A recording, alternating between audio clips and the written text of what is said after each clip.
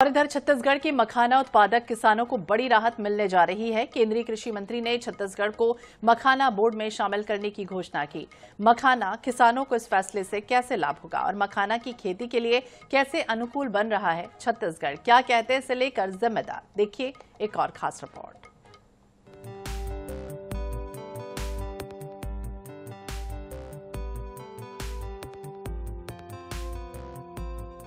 मखाना उत्पादन से किसानों को लाभ। रायपुर धमतरी महासमुंद के किसान कर रहे मखाने की खेती। धमतरी में 300 एकड़ में मखाने की खेती का प्रयोग किया गया। धमतरी कलेक्टर की पहल पर मखाने की खेती हो रही। अच्छे रिस्पांस के बाद बड़ी संख्या में किसानों ने की मखाने की खेती। धमतरी मखाना के नाम से किसानों का मखाना अब मार्केट में लॉन्च। केंद्रीय मखाना बोर्ड में छत्तीसगढ़ को शामिल करने से होगा लाभ। किसान सीधे मखाना बोर्ड में बेच सकेंगे अपना मखाना। केंद्रीय कृषि मंत्री शिवराज सिंह चौहान ने की बड़ी घोषणा। जो मखाना बोर्ड बना है, मखाना बोर्ड जो बना है, उस मखाना बोर्ड में छत्तीसगढ़ के किसान को भी सम्मिलित किया जाएगा। केंद्रीय कृषि मंत्री शिवराज सिंह चौहान की घोषणा के बाद छत्तीसगढ़ के किसानों को मखाना के क्षेत्र में भी एक बेहतर खेती का विकल्प मिलेगा। अभी मखाना उत्पादन को लेकर बड़ा प्रयोग इस समय धमतरी में किया जा रहा है। यहाँ 300 एकड़ में मखाना की खेती की जा रही है। अब तक मखाना को बेचने के लिए मार्केट का अभाव था, लेकिन अब केंद्रीय कृषि मंत्री की घोषणा के बाद दूसरे जिलों के किसान भी मखाना की खेती कर सकेंगे।